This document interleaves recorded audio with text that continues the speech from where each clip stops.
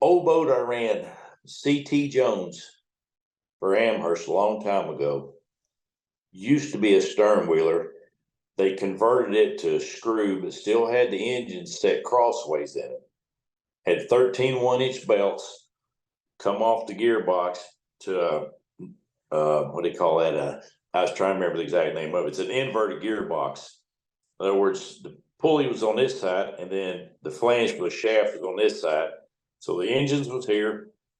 13 1-inch belts come this side and came back, and if you shifted up too quick, you could hear the belt squeal on it. The wheelhouse had over 100 little windows in it. It had the rack that slid. The door, that's how you got in up there. You slid from floor to ceiling. You could slide this thing open.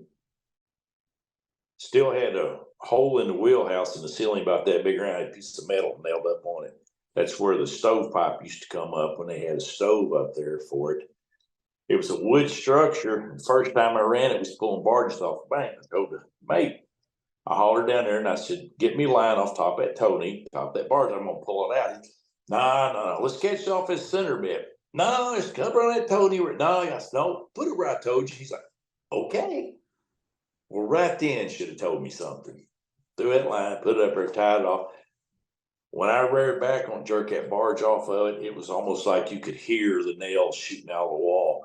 The hull gave a twist. You could hear stuff popping and the boat quivering and everything. And I was like, oh, son of a bitch. He said, you thinking now why I told you not? I got you. Get it on the center bit, but it still had the wood structure on it.